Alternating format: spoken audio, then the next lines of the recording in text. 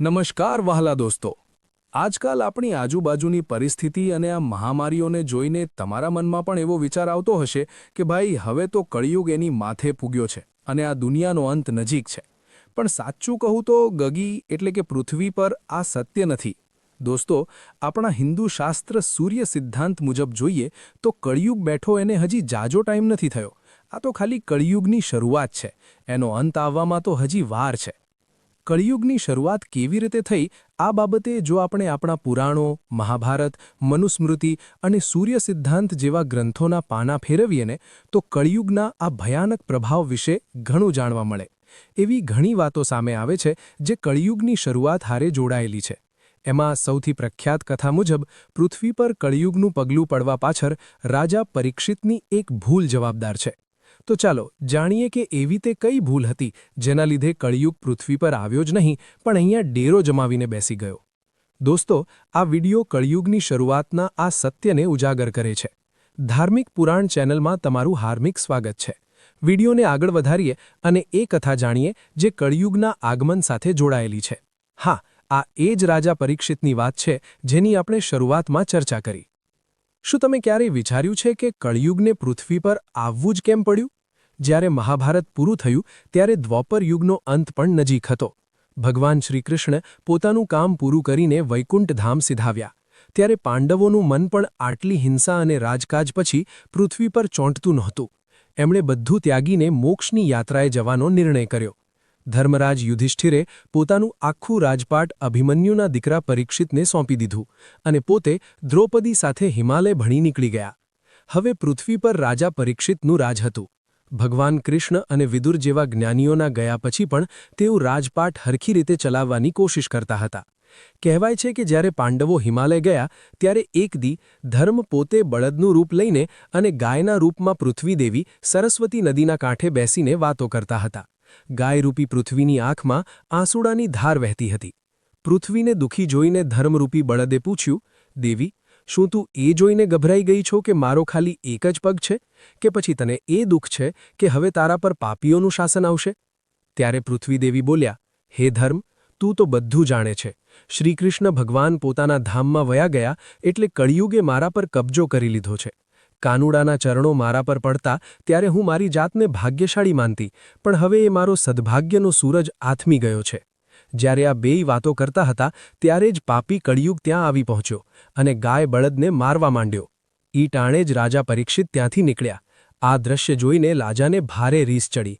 એમણે ત્રાડ પાડીને કીધું, એલા એ પાપી, તું કોણ છો અને આ અબોલ જીવોને કેમ મારે છે? તારો ગુનો માફીને લાયક નથી, તારો કાળ નજીક છે।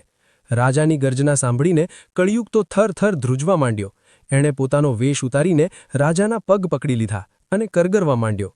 રાજા પરીક્ષિત દયાળુ હતા એટલે શરણે આવેલાને મારવો ઉચિત ન માન્યો। એમણે કીધું, જો કળિયુગ, તું મારે શરણે આવ્યો છે એટલે જીવતદાન આપું છું, પણ મારા રાજ્યમાંથી હમણાં જ નીકળી જા, કારણ કે તું જ પાપ, અસત્ય અને ચોરીનું મૂળ છે।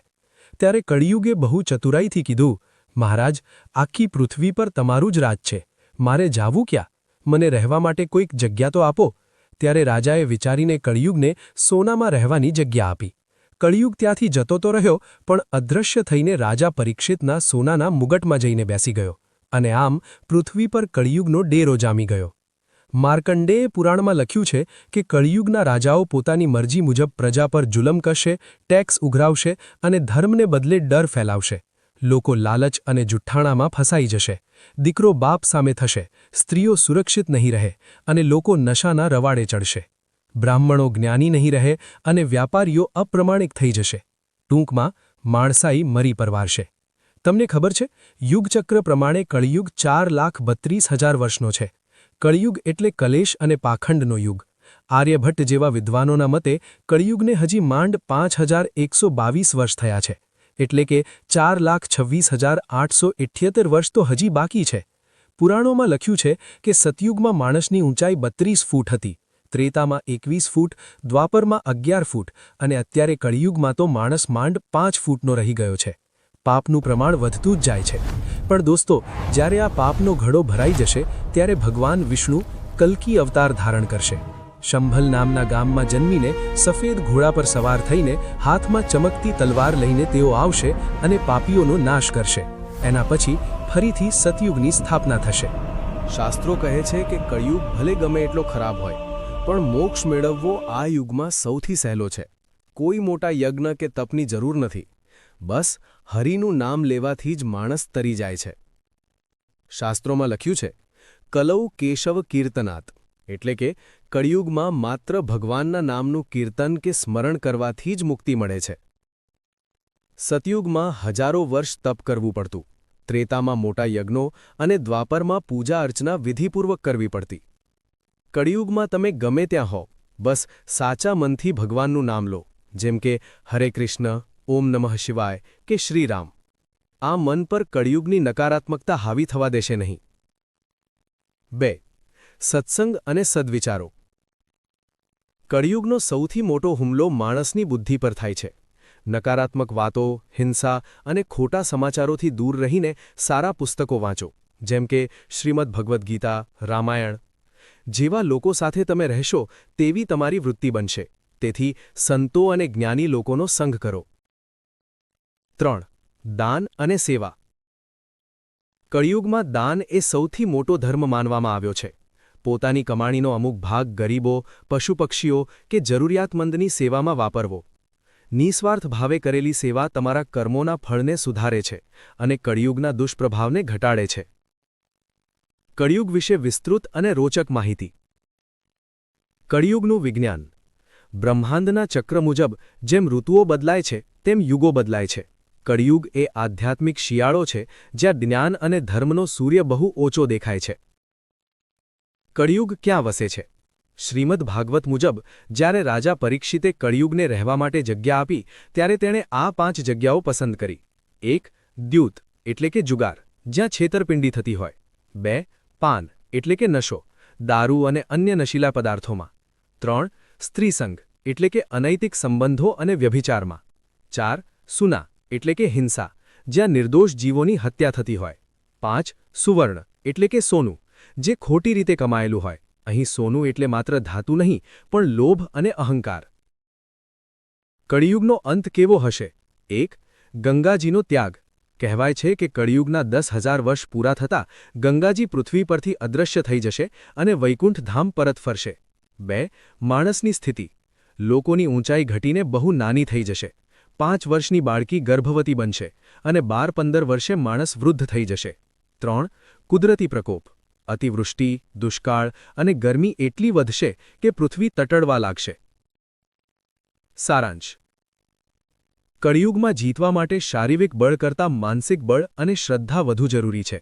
જો તમે તમારા હૃદયમાં પરમાત્માને સ્થાન આપો છો તો કળિયુગ તમારી બહાર જ રહેશે, તમારા અંદર પ્રવેશ કરી શકશે નહીં. કળિયુગને પણ 4 ભાગમાં વહેંચવામાં આવ્યો છે. 1. પ્રથમ ચરણ. અત્યારે આપણે આમાં છીએ. ધર્મ હજી થોડો જીવંત છે, લોકો પૂજાપાઠ કરે છે. 2. દ્વિતીય ચરણ. આ સમયમાં લોકો ભગવાનનું નામ ભૂલવા માંડશે અને નૈતિકતા સાવ ઓછી થઈ જશે. 3. તૃતીય ચરણ. શાસકો એટલે કે સરકાર પ્રજાનું લોહી ચૂસશે અને લોકોમાં ભાઈચારા જેવું કાંઈ જ નહીં રહે. 4. ચોથું ચરણ. આ સૌથી ભયંકર હશે. માણસ માણસને ખાવા માંડશે, એટલે કે નરભક્ષી વૃત્તિ. સૂર્યનો તાપ અસહ્ય બની જશે અને પૃથ્વી પર એક ટીપું પાણી નહીં મળે. કળિયુગમાં પણ અમર રહેલા 7 પાત્રો એટલે કે સપ્ત ચિરંજીવી. એવું માનવામાં આવે છે કે આ 7 મહાનુભાવો આજે પણ કળિયુગમાં પૃથ્વી પર હયાત છે. 1. અશ્વત્થામા એટલે કે દ્રોણાચાર્યના પુત્ર. 2. રાજા બલિ એટલે કે ભગવાન વામનના ભક્ત. 3. વેદવ્યાસ એટલે કે પુરાણોના રચયિતા. 4. હનુમાનજી એટલે કે જેમના શરણમાં જવાથી કળિયુગનો ડર નથી રહેતો. 5. વિભીષણ એટલે કે રાવણના ભાઈ. 6. કૃપાચાર્ય એટલે કે કૌરવ પાંડવોના ગુરુ. 7. પરશુરામ એટલે કે જે ભગવાન કલ્કીને શસ્ત્રવિદ્યા શીખવશે. એક ખાસ વાત. કળિયુગમાં માનસ પુણ્યનું બહુ મહત્વ છે. જો તમે મનમાં સારો વિચાર કરો છો તો તેનું પુણ્ય તરત મળે છે, પણ જો મનમાં પાપનો વિચાર કરો અને તે અમલમાં ન મૂકો તો તેનું પાપ લાગતું નથી. આ કળિયુગની સૌથી મોટી છૂટછાટ છે.